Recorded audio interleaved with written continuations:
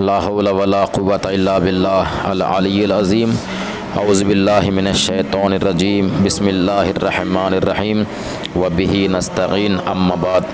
حضرات، آنے والی شب قدر کے نام سے یاد کیا جاتا ہے۔ شب قدر 3 راتوں کو شب قدر کا احتمال دیا گیا ہے۔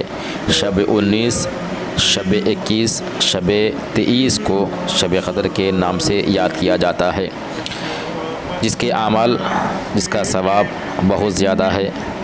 سب سے پہلے شب قدر، شب 19 میں اگر انسان شب قدر کے اعمال انجام دینا چاہتا ہے تو غروب کے بعد غسل شب قدر کر لے۔ اس کا طریقہ غسل جنابت ہی کی طرح ہے۔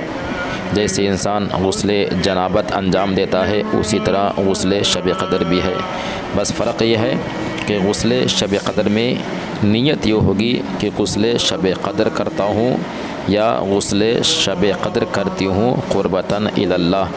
جب غسل ہو جائے گا تو نماز مغرب و عشاء ادا کر لیں۔ نماز عشاء کے بعد پہلے 2 رکعت زیارت امام حسین علیہ السلام ادا کرے، پھر اس کے بعد 2 رکعت نماز شب قدر کی نیت سے ادا کرے۔ اس کا طریقہ یہ ہے کہ نیت یہ ہوگی کہ 2 رکعت نماز شب قدر پڑھتا ہوں یا پڑھتی ہوں قربتاً الی اللہ۔ نیت کے بعد 1 مرتبہ سورہ الحمد اور 7 مرتبہ سورہ توحید یعنی سورہ قل هو اللہ کی تلاوت کی جائے۔ دوسری رکعت بھی پہلی رکعت کی طرح ادا کی جائے، یعنی دونوں رکعتوں میں 1 مرتبہ سورہ الحمد اور 7 مرتبہ سورہ قل هو اللہ پڑھی جائے۔ جب نماز سے فارغ ہو جائیں تو جناب زہرا کی تسبیح پڑھے اور پھر اس کے بعد 70 مرتبہ استغفر اللہ و اتوب الیہ اور 100 مرتبہ اللہم لعن قتلۃ امیر المؤمنین۔ پھر جب یہ تمام ہو جائے، قرآن مجید کھول کے اپنے سامنے رکھے اور اس دعا کو پڑھے، اللہم انی اسألک بکتابک المنزل وما فیہ وفیہ اسمک الاکبر واسماؤک الحسنی وما یخاف ویرجی ان تجعلنی من اتقائک من النار۔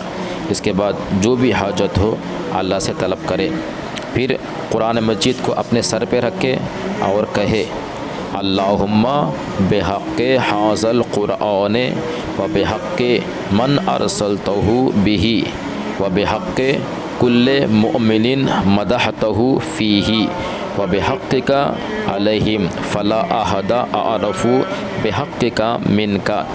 پھر اس کے بعد یہ اسماء مبارکہ 10 مرتبہ ادا کرے، بکا یا اللہ بمحمد بعلی بفاطمۃ بالحسن بالحسین بعلی ابن الحسین بمحمد ابن علی بجعفر ابن محمد بموسیٰ ابن جعفر بعلی ابن موسیٰ بمحمد ابن علی بعلی ابن محمد بالحسن ابن علی 10 مرتبہ، پھر آخر میں بالحجت۔ یہ سارے کلمات، یہ سارے اسماء مبارکہ 10 مرتبہ ادا کرے، پھر اس کے بعد اپنی حاجت اللہ کی بارگاہ میں طلب کرے۔